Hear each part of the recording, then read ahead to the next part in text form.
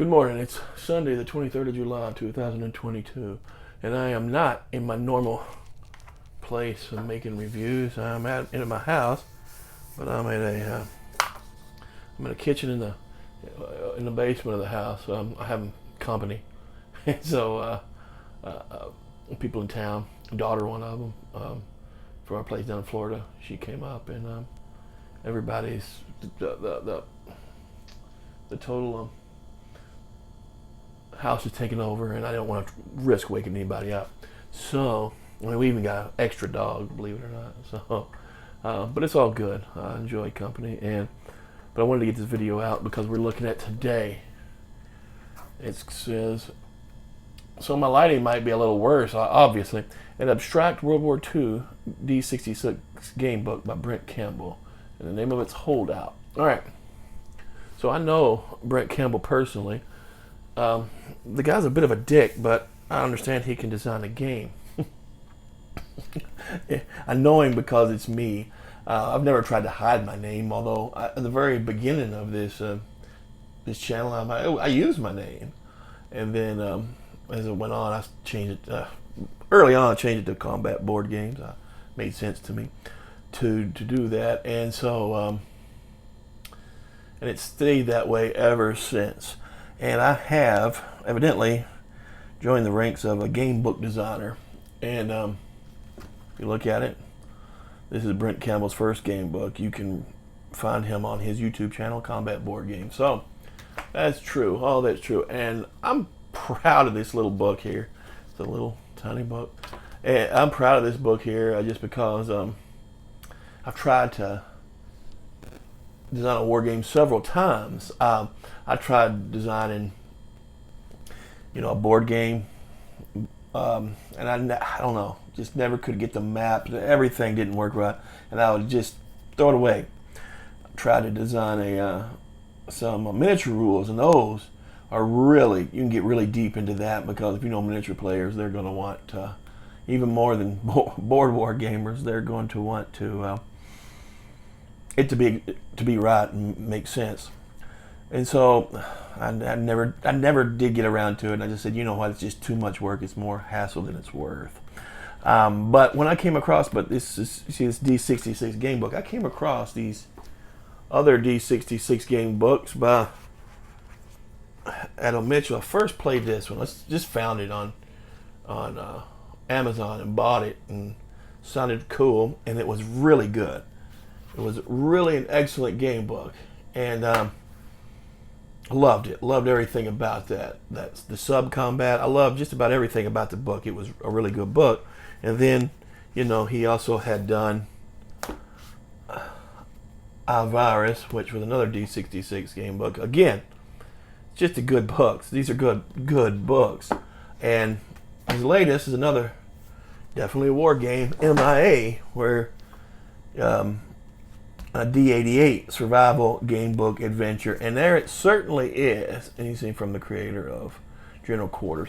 But Adam Mitchell, I became friendly with through reviewing General Quarters, pretty much, and so we began talking, and we began talking about game design a little bit on the intellectual level, and I thought, hey, I'm going to try to do it with. I think this system I can get a game done. And he encouraged me. Not only encouraged me, but he also helped me out immensely. Without him, this would never be. And he knows that. But although he's very gracious, and I don't think he would admit that, but this book would never be if it wasn't for him in any way. Helped me out technically. Helped me out. Gave me a lot of. The system is his. He did the system. And just inspirationally as well, he helped me out, and he kept me going and kept on my back to keep going at it. And so in a very short time, I came up with a game book. And let's see what it's about. Holdout is a game based on the Japanese holdouts of World War II in the South Pacific, long after the war was over. Not knowing the war is over, you continue to fight the vile Americans and their collaborators. Will you discover the truth, or will you continue to hold out? Part war game and part RPG, but all fun. Okay, that's the whole point of the game. The whole point of the game is you are. What is it? I think I put 1954. I think it's February 1954. And after February 1954, there's several holdouts that were found, maybe even some killed. Some killed, definitely. Some found, some came in. And so it was just a testament in a lot of ways to the common Japanese soldier and their faith that they just didn't believe. They did not believe Japan would ever surrender. They just couldn't. I mean, the emperor was, kind of a god. He definitely spoke with it. He definitely was in contact with the gods. There was no way that they could lose. So that's what happens there. And some of them just, in some cases, want to remain willfully ignorant, because I think that the alternative is just far too great. And so that's what this is about. This is a composite. It's a lot of it. If you know the story of Hiro Onoda, you'll see a lot of the things that happened to him in this book. If you read his book, he wrote a book after he didn't come in until 1974. He wrote a book after that, right? There was even some that came in after that, and even some reportedly all the way up to 2006. Now that's not confirmed, but reportedly people out there. As it's just crazy to think that, right? But that's where we're at here. That's why I wanted to do this, because it's an odd subject. You don't game very often. And as I said, I cannot be more prouder of this, and I cannot be more. I love the cover, thanks to Andrew Mitchell and Andrew Mitchell's partner. She did the cover design for me, and I thank her a lot. So I'm going to try to give it a review. I did buy it at full price, believe it or not. It's $5. $5. That's all it is. This is, not making money on it. It's just not. I'm just wanted to get it out there for people to buy and maybe inspire someone else to do something even. Because the more games or game books and the more things we have out there, the better it is for the entire hobby, right? There are a couple of negatives I picked up on this game right away, right? And that's my fault. One of them is, we're going to go right back to here. Well, first we'll start with the one. I noticed in here, I kept, in the rules are a little, I guess you can get the play out of it, but I'm not a great technical writer, so the rules, they're okay. The worst part of the book, I think, but they're all right. But in the rules, I've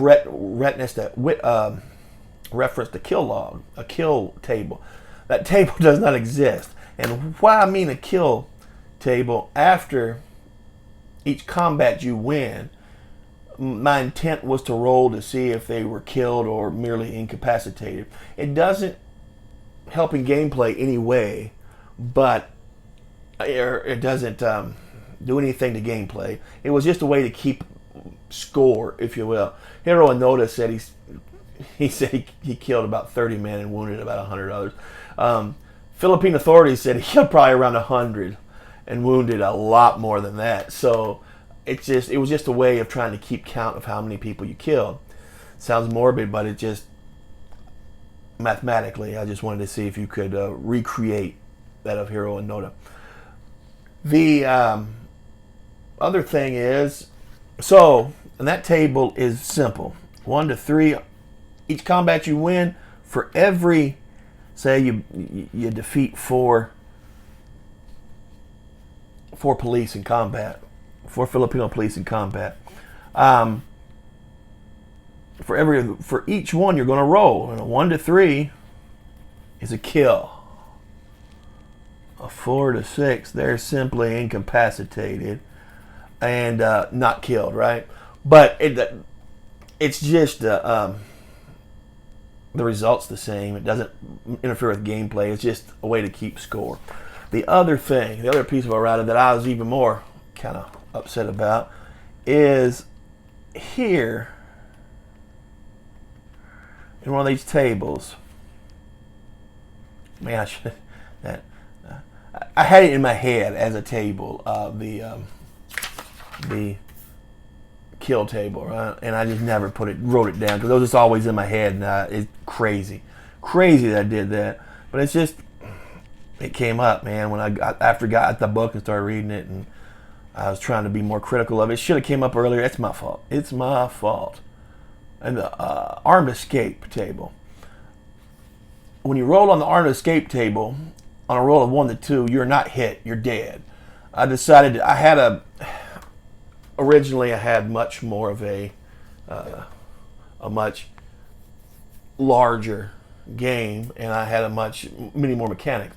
I go into it in the design notes. There'll be some design notes here that you should read, just so you can get what I was trying to do. But it was just some design notes. I was just trying to, in my design notes, I explained I was just trying to, I think I was trying to do much. I had health meter. I had a meter where you was going to gradually, what do you call it? I forgot even what I called it now. But you were just going to gradually lose strength and gradually lose vitality, right? And then a health meter where you would get hit and you'd lose health. And at the end, it didn't do anything for the game. So I made everything much more abstract because I wanted to tell the story of the holdout, the Japanese holdouts in general, a composite story. So again, on the armed escape table, on the 1 and 2, if you roll a 1 or a 2, you're simply dead. All right. So those are the 2 small pieces of errata that I was wanting to bring up here, which I'm sick about, but it happens. I'll probably try to, post those pieces of errata somewhere. But right here, you got them. It's the 2 things that kind of make me sick. But what you're going to do in the game, it's going to be supplies. That stands for supplies, clues, and you can write down kills. That's the 3 things you keep track of. It's a clue-based game, so you're trying to go through your supplies. The max would be 16.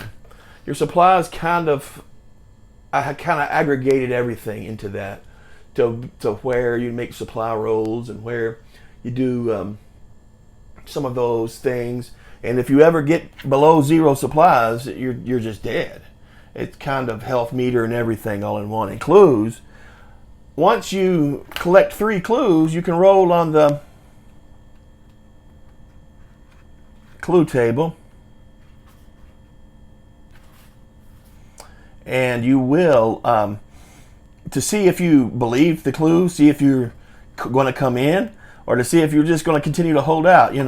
And I actually think that it's easier to get clues and to come in this game than what was real life. I mean, some of the hardcore holdouts just couldn't believe it at all. But that's it. That's the game. It's abstract, it's fun, and with the exception of those 2 pieces of errata, it is. I'm very happy with it. The armed escape table on a 1 or 2, you're gone, and the kills 1 to 3 after you've won a combat. 1 to 3, you've killed, and a roll of 1 to 3, you've killed, and 4 to 6, you've only incapacitated them. So that's that. I am proud of the book for the most part, and I am happy with how it turned out. The project didn't take me long. Like I said, Mr. Adam Mitchell pushed me till I couldn't be pushed anymore, really, to get it done. And I think if he wouldn't had, I would have never got it done. So I'm really thankful to him, thankful to everybody. And it's $5. This is really for the wargaming hobby. I just wanted everybody to have something cheap out there. I was saying it's less than a gallon of gas, but right now gas is a little under $5 where I'm at. So I think it's closer to $4 right now a gallon. But you can't beat it, and can't beat the price. It's a decent book, right? It's good. It's a good game. Is it great? No. Is it going to blow you away? No, it's not. But it's going to tell you an odd story that you don't usually get to game. You're going to have that on your shelf, and you're going to say, "Hey, you ever played a game, you know, about Japanese holdouts? Did you know?" You know, of course, most people just going to think that's odd, but it is odd. You know, it was born out of Richard Berg's. He made the game The Winds of War about the hydrogen balloons sent through the airstream from Japan that Japan sent to North America to try to cause fires in the Pacific Northwest. That so I do think anything can be gamed, and so this was another one. That was the other one I was always wanting to do. This was one I don't know how it came to me, but the other one I was always wanting to do was the Child Crusade.